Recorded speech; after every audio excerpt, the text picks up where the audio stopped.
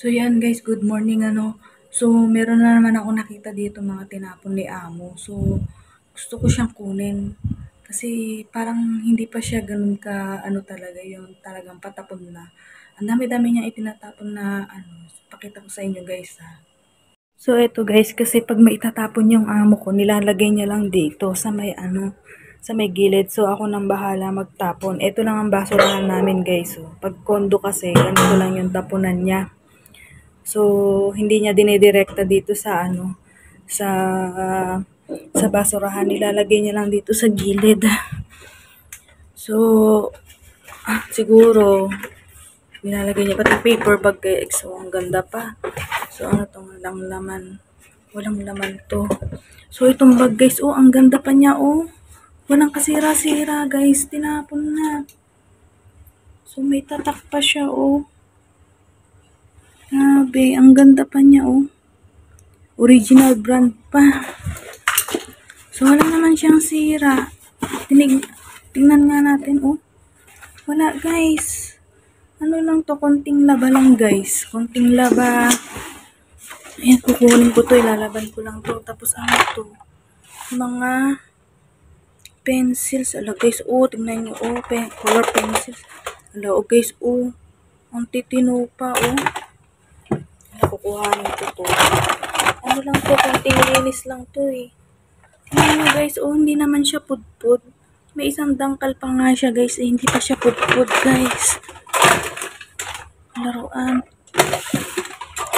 Hindi pa siya pudpud guys, oh, ang dami. Wala, lilinis, pupunasan lang to, oh. Ulo, oh, tingnan mo, oh. Wala, kukuhanin ko to, sayang.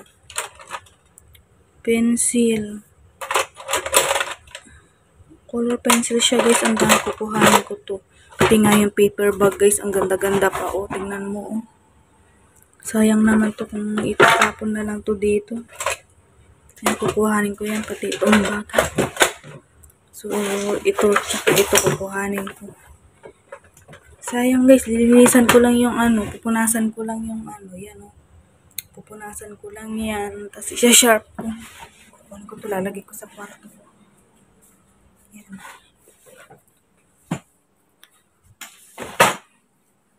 Ayan guys. So, ito lang ang itatapon ko. Eh, meron pa pala dito. Ano kaya ito? Pati box. Ang ganda. O, pwedeng pagregaluhan. May laman pa eh. Tignan natin. Ba yan? Natalon. Tignan muna natin laman. Baka meron ng mga nasa loob eh. Sayang naman. Wala. Kasi minsan, ano eh. Nung isang araw, nagtapon ng sopa yung aking amo. Walang naalo. Nagtapon ng sopa, guys. Gusto ko kunin. Ako, kung malapit na ang Pilipinas dito, marami na akong gamit, guys. Tapon na natin ito.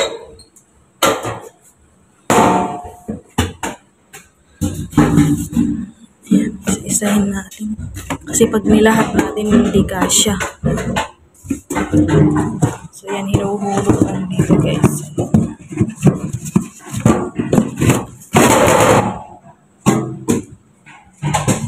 Ito pa.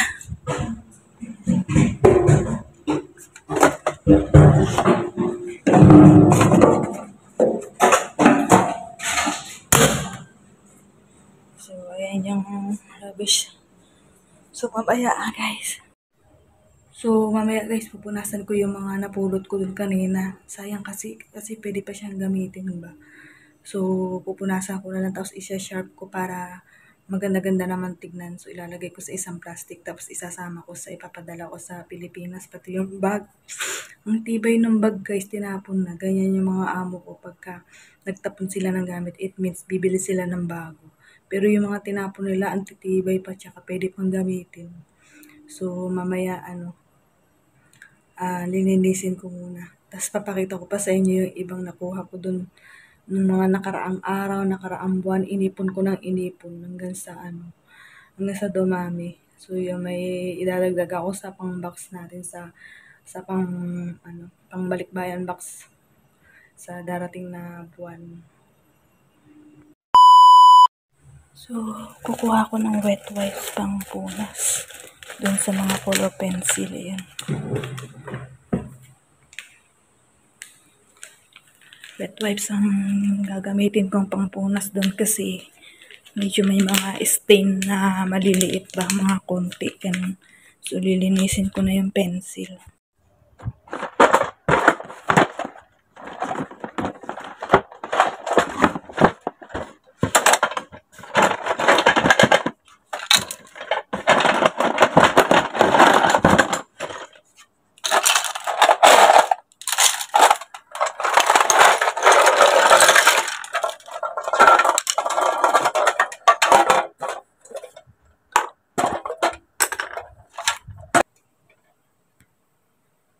So, ito siguro guys, itatapon ko na to kasi luma naman na.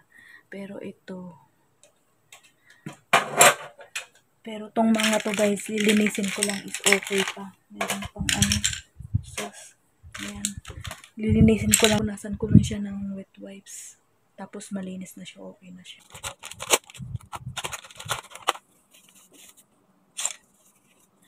So, siguro guys, pipiliin ko na lang yung okay pa. Ayan. Okay pa, lagay natin dyan. Piliin ko lang yung medyo okay pa.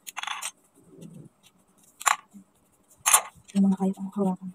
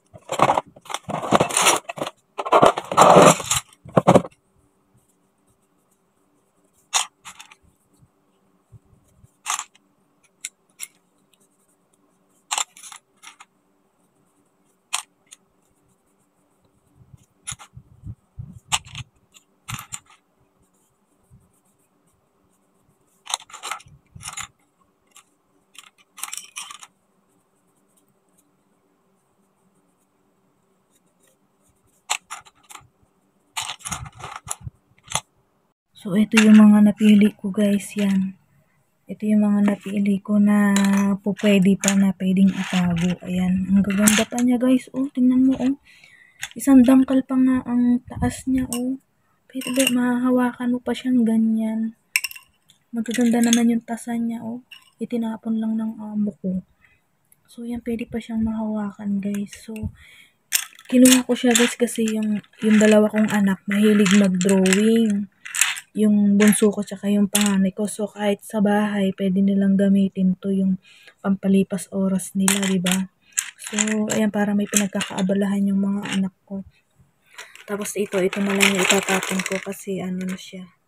Is yung talagang lumang-luma na di na mapapakinabangan. Oo, grabe sila makapagtapon ng mga gamit. Nung isang araw nga, ay nung last month, nagtapon sila ng sopa. Grabe, hinayang nahiyang ako, leather pa naman siya. Luma na siya, pero pag pinunasan mo ng basang-basahan na may sabon, is okay pa siya. Lilinisan lang yun guys, kasi matibay pa talaga siya guys. Kung malapit lang ang Pilipinas dito guys, grabe, ang dami ko ng gamit. Tapos nung isang araw, nagtapon ng maleta. Nahiya na lang ako na kuhanin doon sa dumpster, doon sa baba. Meron kasi kami dumpster dito sa baba. Every time na nagtatapon ako ng basura, tinitingnan ko yung loob ng dumpster kung meron siyang pwedeng kuhanin. Kahit na may CCTV guys, basta nandun na sa dumpster is pwede mo siyang kuhanin. Doon sa recyclable trash bin na yung malaking dumpster na ganun. So yun, grabe. Ang mga dito, mga amo ko. Siyempre, pag mayaman ka, parang hindi mo naiisipin yun talaga na manghihinayang ka itapon na yung mga old na gamit mo. Pero sa ating mga Pilipino kasi talagang likha na mapanghinayang tayo sa mga bagay-bagay, lalo na ang hirap-hirap nating ipinundar tapos itatapon lang natin ng basta-basta. Yun. Kasi ako guys, masinop kasi ako sa gamit eh. Once na hanggat napapakinabangan pa, ayoko talaga magtapon ng gamit guys. Kahit simple lang yan, kahit mura lang yan, hindi ko siya basta-basta tinatapo. Ito nga guys, yung bag. Grabe ang tingit, walang tastas, walang Kahit sabihin mo na luma na para sa kanila, pero para sa akin talaga guys, wala. Hindi siya luma, guys. Pag may bago silang bag, binibigay sa akin, pinapupunasan ng basahan, and then ibibilad para yung amoy bago ba niya is mawala.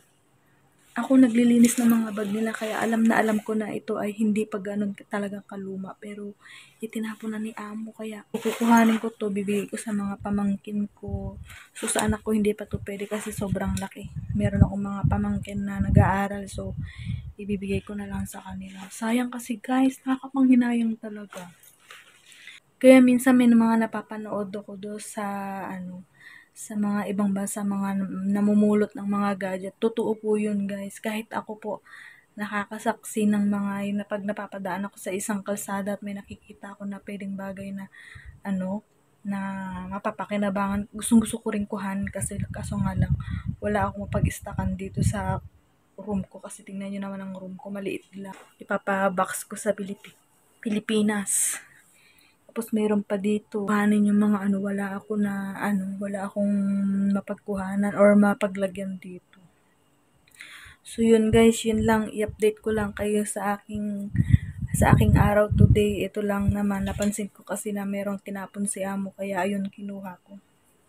So, sa susunod na Chinese New Year yan, mas marami pa silang itatapon. Kasi taon-taon yan nagpapalit sila ng mga gamit. So, expected ko sa Chinese New Year is marami pa akong makukuha ang gamit. Kaso nga lang hindi naaabot guys. Kasi itong mga box ko, ipapadala ko na yan by month of October. Para December na nasa Pilipinas na siya. So yun guys, thank you for watching. See you next may video. Update ko kayo dito sa aking pa-cargo box. Ayan. Thank you guys. Bye.